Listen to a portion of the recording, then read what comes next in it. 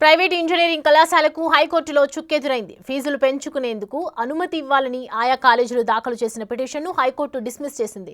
ఫీజుల పెంపు కోసం ఇచ్చిన వినతులపై టీఎఫ్ఏఆర్సీ నిర్ణయం తీసుకోవాలని ఆదేశించింది. 6 వారాల్లో నిర్ణయం తీసుకొని ప్రభుత్వానికి ప్రతిపాదనలు పంపాలని సూచించింది.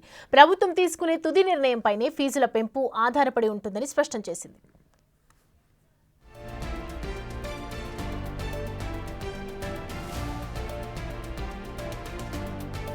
ఇంజనీరింగ్ కళాశాలల్లో ఫీజుల పెంపునకు సంబంధించి ఏటా ఓ తంతు నడుస్తోందంటూ టీఏఎఫ్ఆర్సీసీ తీర్పుపై విచారణ సందర్భంగా హైకోర్టు అసంతృప్తి వ్యక్తం చేసింది. ఇంజనీరింగ్ కాలేజీలో గత బ్లాక్ పీరియడ్ ఫీజులే 2025-26కు వర్తిస్తాయంటూ జారీ చేసిన జీవో 26ను సవాలు చేస్తూ గురునానక్, గోఖరాజు, రంగరాజు కాలేజీలతో పాటు సుమారు 11 కళాశాలలు లంచ్ మోషన్ పిటిషన్లు దాఖలు చేశాయి.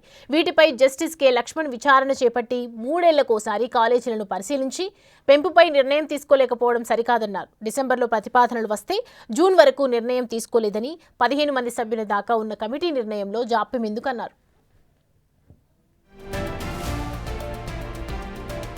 టీఏఎఫ్ఆర్సీ తరఫు సీనియర్ న్యాయవాది శ్రీ రఘురాం వాదనలు వినిపిస్తూ కాలేజీలు 5,000 పేజీలతో ప్రతిపాదనలు సమర్పించాయని వీటిని పరిశీలించడానికి సమయం పడుతుందన్నారు. ఈ నేపథ్యంలో గత బ్లాక్ పీరియడ్లో వసూలు చేసిన మొత్తాన్నే ఈ ఏడాదికి సిఫారసు చేసిందన్నారు. ప్రభుత్వం తరఫున రాహుల్ రెడ్డి వాదనలు వినిపిస్తూ కాలేజీల్లో కొన్ని గత ఏడాది కంటే సుమారు 70 నుంచి 90% పెంపు అడుగుతున్నాయన్నారు. వాదనలు విన్న న్యాయమూర్తి శుక్రవారం ఉత్తర్వులు జారీ చేశారు.